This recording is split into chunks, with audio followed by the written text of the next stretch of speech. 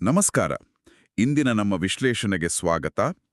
ಒಂದು ದೊಡ್ಡ ಗುಂಪು ಸೇರಿದಾಗ ಅದರ ಒಟ್ಟಾರೆ ಬುದ್ಧಿವಂತಿಕೆ ಅಂದ್ರೆ ಐಕ್ಯೂ ಕೇವಲ 5 ವರ್ಷದ ಮಗುವಿನಷ್ಟಿರುತ್ತೆ ಅಂತ ಹೇಳ್ತಾರಲ್ಲ, ಇದು ನಿಜವೇ?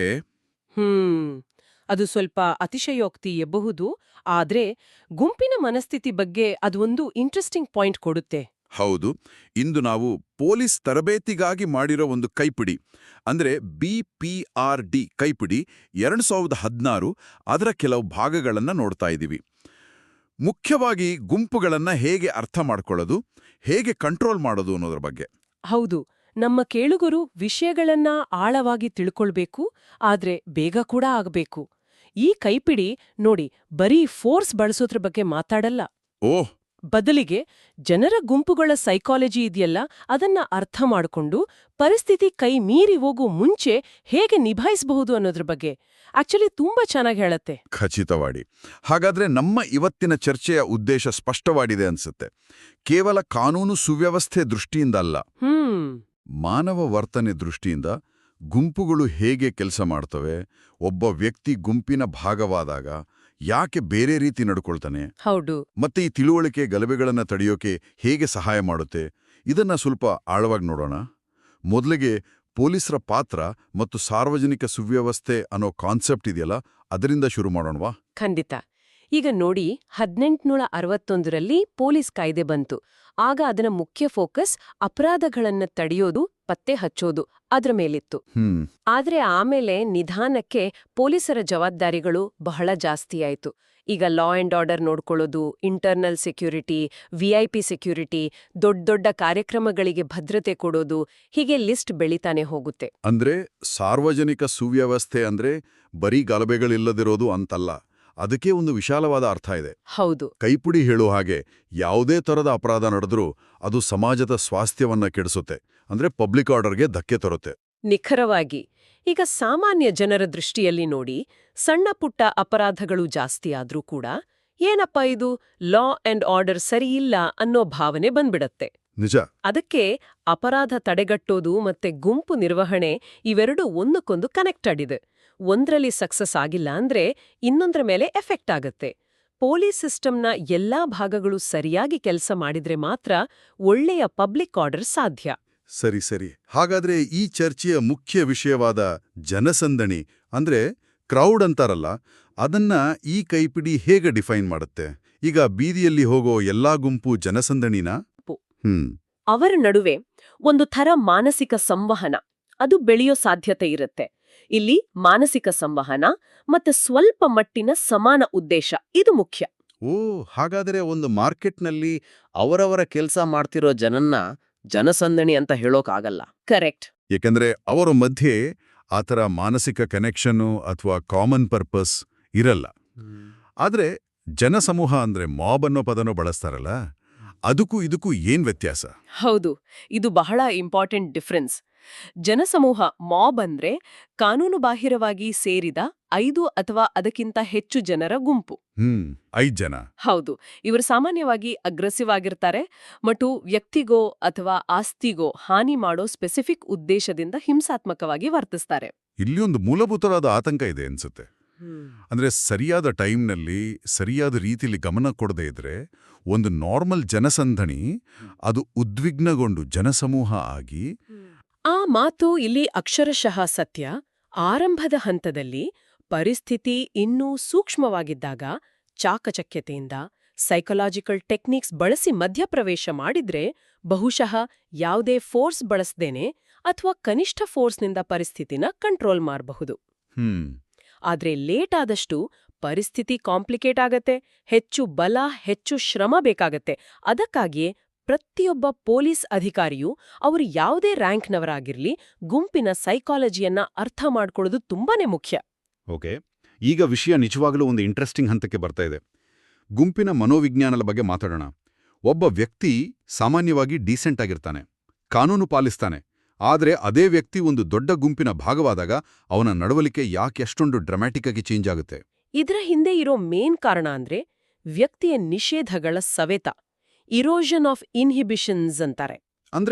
ಅಂದ್ರೆ ಸಾಮಾನ್ಯವಾಗಿ ನಮ್ಮನ್ನ ಕಂಟ್ರೋಲ್ ಮಾಡೋ ಸಾಮಾಜಿಕ ಕಟ್ಟುಪಾಡುಗಳು, ನಾಚಿಕೆ, ಸಮಾಜ ನಮ್ಮ ಬಗ್ಗೆ ಏನ್ ಅನ್ಕೋಬೋದು ಅನ್ನೋ ಭಯ ಅಥವಾ ಶಿಕ್ಷೆ ಆಗತ್ತೆ ಅನ್ನೋ ಭಯ ಇವೆಲ್ಲ ಇದೆಯಲ್ಲ ಹೌದು. ಗುಂಪಲ್ಲಿದ್ದಾಗ ವೀಕ್ ಆಗ್ಬಿಡುತ್ತೆ. ಇದು ಹೇಗ್ ಸಾಧ್ಯ? ಗುಂಪಿನಿರುವಾಗ ಏನಾಗುತ್ತೆ? ಮುಖ್ಯವಾಗಿ ವ್ಯಕ್ತಿಯ ಪರ್ಸನಲ್ ಐಡೆಂಟಿಟಿ ಕಳೆದೋಗುತ್ತೆ. ಇದರಿಂದ ಒಂದು ಥರ ಅನಾಮಧೇಯತೆ ಅಂದ್ರೆ ಅನಾನಿಮಿಟಿ ಆ ಭಾವನೆ ಬರುತ್ತೆ. ಓಹ್, ನಾನು ಯಾರು ಅಂತ ಯಾರಿಗೂ ಗೊತ್ತಾಗಲ್ಲ, ನಾನೊಬ್ಬನೇ ಅಲ್ಲ, ಎಲ್ರೂ ಇದನ್ನೇ ಮಾಡ್ತಿದ್ದಾರೆ ಅನ್ನೋ ಯೋಚನೆ ಬರುತ್ತೆ. ಇದರಿಂದ ಪರ್ಸನಲ್ ರೆಸ್ಪಾನ್ಸಿಬಿಲಿಟಿ ಅನ್ನೋದು ಅದು ಸಂಪೂರ್ಣವಾಗಿ ಹೋಗ್ಬಿಡುತ್ತೆ. ಒಬ್ಬಂಟಿಯಾಗಿದ್ದಾಗ ಮಾಡಕ್ಕೆ ಯೋಚನೆ ಕೂಡ ಮಾಡಲಾಗದ ಕೆಲಸಗಳನ್ನ ಮಾಡೋಕೆ ಧೈರ್ಯ ಬರುತ್ತೆ. ನೀವು ಶುರುನಲ್ಲಿ ಹೇಳಿದ ಹಾಗೆ ಕೆಲವು ಲೇಖಕರು ಗುಂಪಿನ ಒಟ್ಟಾರೆ ಬುದ್ಧಿಶಕ್ತಿನ ಅಂದ್ರೆ ಐಕ್ಯೂನ 5 ವರ್ಷದ ಮಗುವಿಡ ಹೋಲಿಸ್ತಾರೆ ಅಂತ. ಇದು ಈ ತರ್ಕಹೀನತೆಗೆ ಸಂಬಂಧಪಟ್ಟಿದ್ದ? ಹೌದು, ಡೈರೆಕ್ಟಾಗಿ ಸಂಬಂಧಪಟ್ಟಿದೆ.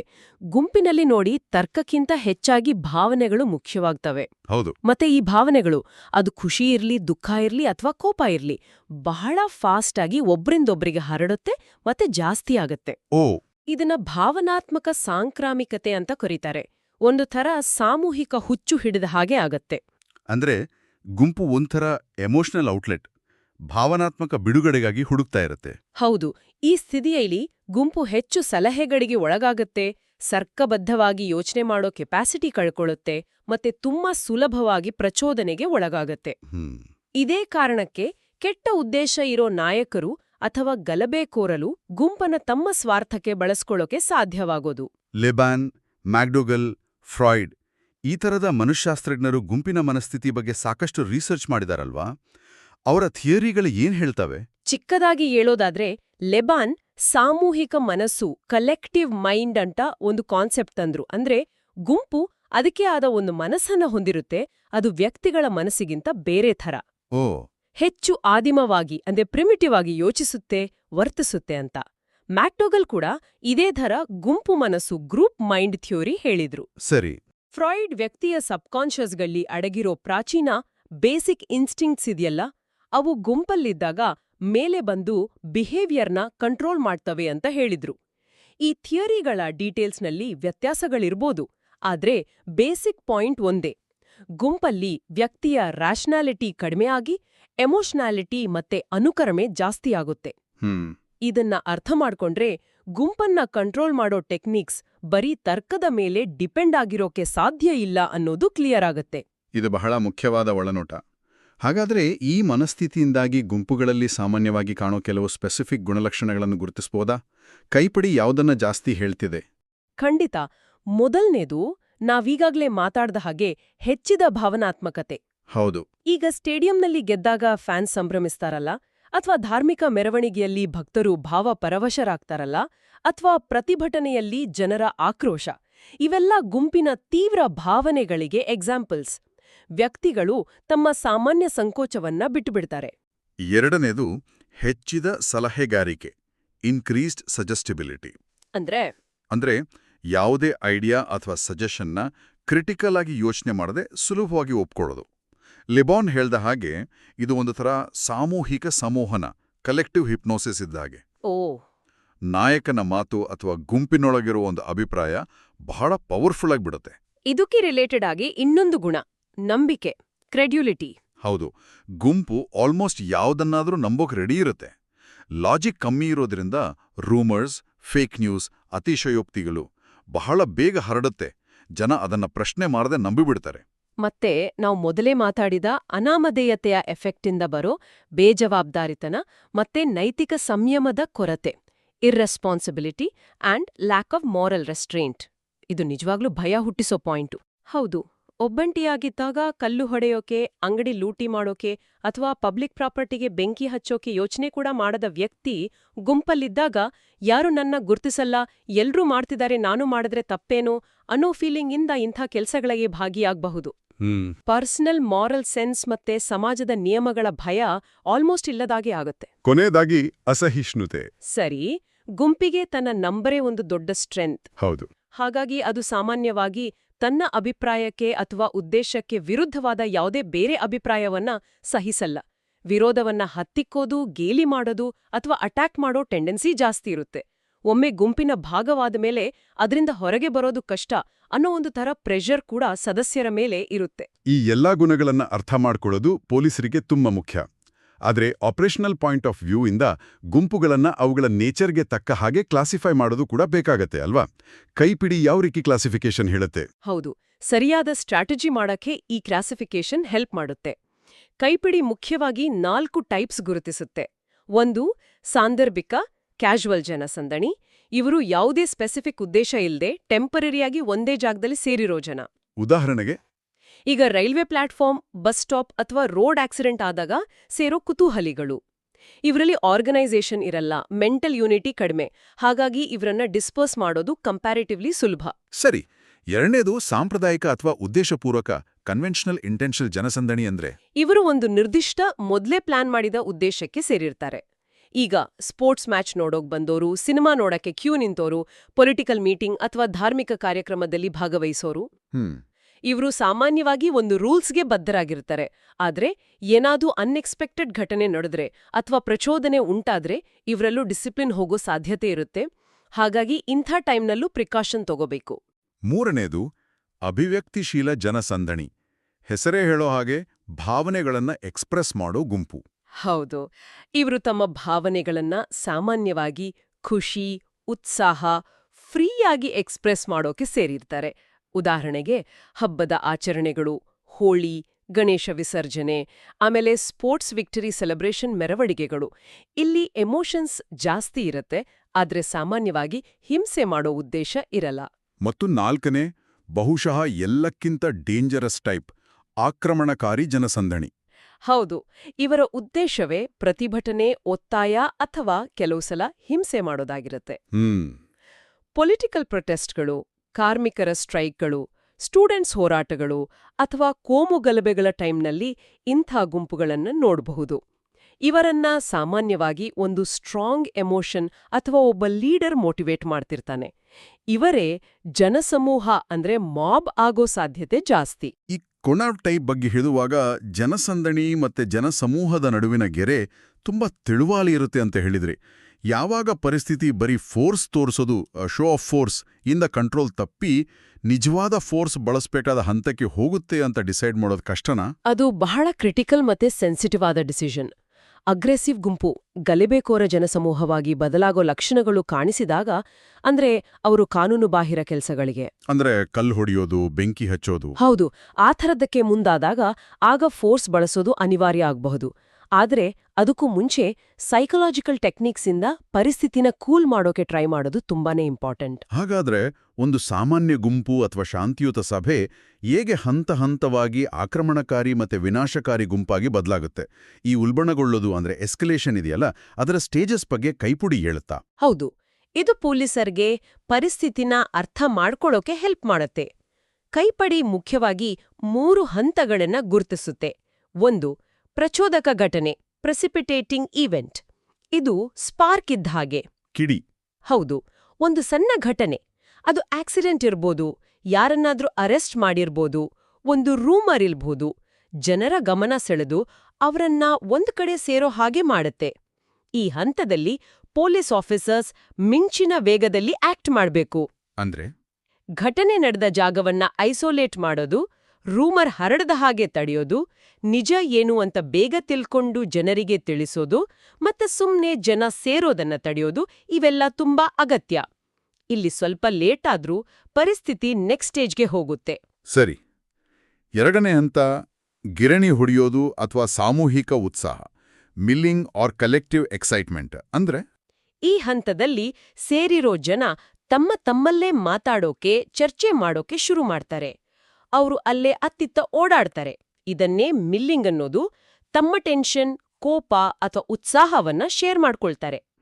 ಒಬ್ಬರ ಭಾವನೆ ಇನ್ನೊಬ್ಬರನ್ನ ಪ್ರಚೋದಿಸುತ್ತೆ. ಇದು ಸರ್ಕ್ಯುಲರ್ ಆಗಿ, ಕಂಟಿನ್ಯೂ ಆಗಿ ಇಡೀ ಗುಂಪಿನ ಎಮೋಷನಲ್ ಟೆನ್ಷನ್ ಜಾಸ್ತಿ ಮಾಡುತ್ತೆ. ಈ ಹಂತದಲ್ಲಿ ಗುಂಪಿನೊಳಗೆ ಒಂದು ಥರ ಇಂಟರ್ನಲ್ ಬಾಂಡ್ ಮತ್ತೆ ಒಗ್ಗಟ್ಟು ಮೂಡುತ್ತೆ. ಹೊರಗಿನವರ ಮಾತಿಗಿಂತ ಗುಂಪಿನೊಳಗಿನವರ ಮಾತುಗಳಿಗೆ ಹೆಚ್ಚು ವ್ಯಾಲ್ಯೂ ಬರುತ್ತೆ. ಇಲ್ಲಿಯೇ ಸೈಕಲಾಜಿಕಲ್ ಕಂಟ್ರೋಲ್ ಟೆಕ್ನಿಕ್ಸ್ ಹೆಚ್ಚು ಎಫೆಕ್ಟಿವ್. ಏನ್ ಮಾಡ್ಬೋದು? ಗುಂಪಿನ ಗಮನವನ್ನ ಬೇರೆ ಕಡೆ ಸೆಳೆಯೋಕ್ ಟ್ರೈ ಮಾಡೋದು, ಲೀಡರ್ಸ್ನ ಗುರ್ತಿಸಿ ಅವರ ಜೊತೆ ಮಾತಾಡೋದು, ಅಥವಾ ಅನಿವಾರ್ಯ ಆದ್ರೆ ಮಿನಿಮಮ್ ಫೋರ್ಸ್ ಬಳಸಿ ಮೇನ್ ತೊಂದ್ರೆ ಕೊಡೋರನ್ನ ಅರೆಸ್ಟ್ ಮಾಡೋದು, ಇವು ಸರಿ ಹೊಂದುವ ಕ್ರಮಗಳು. ಮೂರನೇ ಹಂತ ಸಾಮಾಜಿಕ ಸೋಂಕು. ಸೋಷಿಯಲ್ ಕಂಟೇಜಿಯನ್. ಈ ಸ್ಟೇಜ್ನಲ್ಲಿ ಗುಂಪಿನ ಸೈಜ್ ಫಾಸ್ಟ್ ಆಗಿ ಬೆಳೆಯುತ್ತೆ.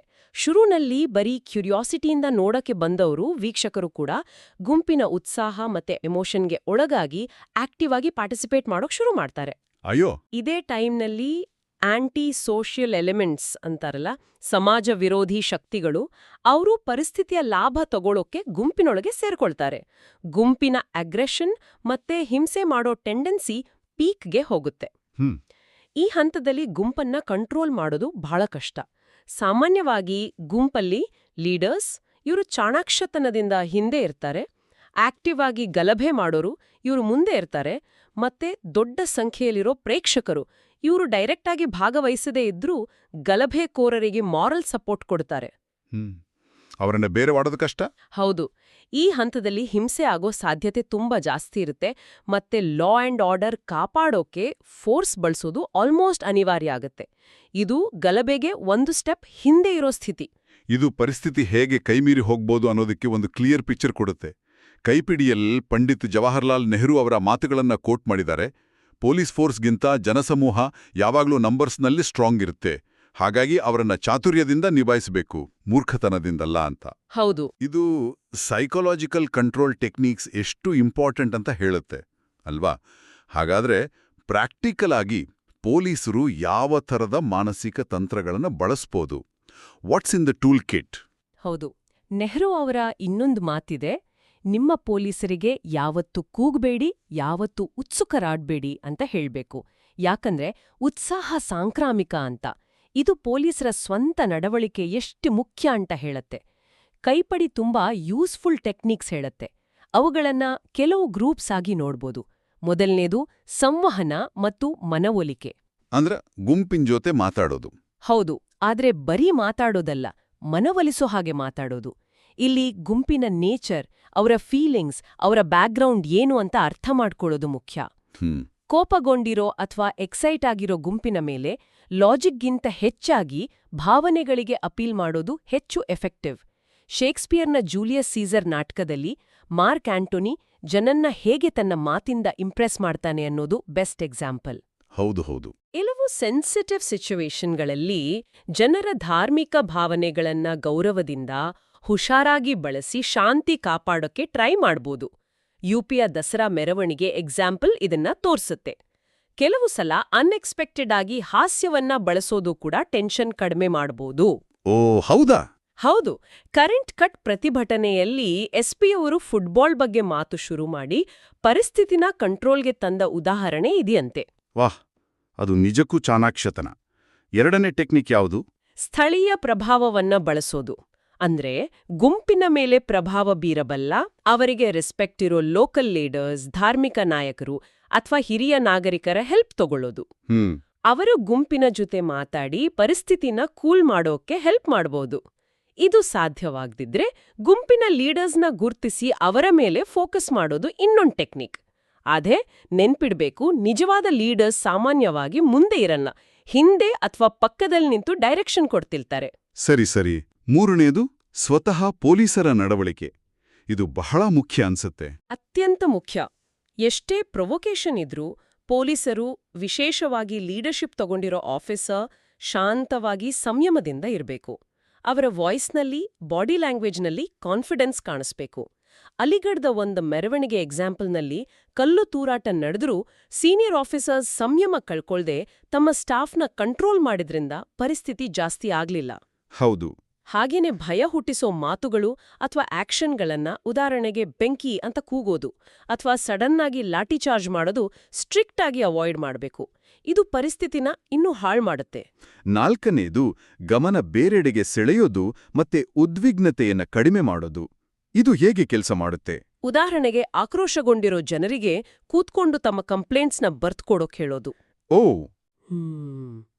ಇದು ಅವರ ಗಮನವನ್ನ ಹಿಂಸೆ ಮಾಡೋದ್ರಿಂದ ಬೇರೆ ಕಡೆ ತಿರುಗಿಸುತ್ತೆ. ಮತ್ತೆ ಬರೆಯೋ ಆಕ್ಷನ್ ಇದೆಯಲ್ಲ, ಅದೇ ಅವರ ಎಕ್ಸೈಟ್ಮೆಂಟ್ನ ಸ್ವಲ್ಪ ಕಡಿಮೆ ಮಾಡುತ್ತೆ. ಕೆಲವು ಸಲ ಅನ್ಎಕ್ಸ್ಪೆಕ್ಟೆಡ್ ಹ್ಯುಮ್ಯಾನಿಟೇರಿಯನ್ ಘಟನೆಗಳು ಕೂಡ ಹೆಲ್ಪ್ ಮಾಡುತ್ತೆ. ಬಿಹಾರದ ಕತ್ರಾಜ್ನಲ್ಲಿ ಪೊಲೀಸ್ ಸ್ಟೇಷನ್ ಮೇಲೆ ಅಟ್ಯಾಕ್ ಮಾಡಕ್ ಬಂದ ಗುಂಪಲ್ಲಿದ್ದ ಒಬ್ಬ ವಯಸ್ಸಾದ ಅಜ್ಜಿಗೆ ಡಿಸಿ ಹೆಲ್ಪ್ ಮಾಡಿದಾಗ ಅದು ಗುಂಪಿನ ಮನಸ್ಸಿನ ಮೇಲೆ ಪಾಸಿಟಿವ್ ಎಫೆಕ್ಟ್ ಕೊಟ್ಟು ಟೆನ್ಷನ್ ಕಡಿಮೆ ಮಾಡಿತು. ಇನ್ನೊಂದು ಸಿಂಪಲ್ ಟೆಕ್ನಿಕ್ ಅಂದ್ರೆ ಗುಂಪನ್ನ ಕಾಯುವಂತೆ ಮಾಡೋದು. ಟೈಮ್ ಕಳೆದ ಹಾಗೆ ಗುಂಪಲ್ಲಿದ್ದವರ ನಂಬರ್ ಕಡಿಮೆ ಆಗ್ಬೋದು, ಅವರ ಉತ್ಸಾಹನೂ ಕೂಲ್ ಆಗ್ಬೋದು. ಅಲಿಕಡೆದ ಸ್ಟೂಡೆಂಟ್ಸ್ ಪ್ರೊಟೆಸ್ಟ್ನಲ್ಲಿ ಇದು ವರ್ಕ್ ಆಗಿತ್ತು. ಕೊನೆಯದಾಗಿ ತಂತ್ರಜ್ಞಾನ ಮತ್ತು ಉಪಸ್ಥಿತಿಯ ಪಾತ್ರ.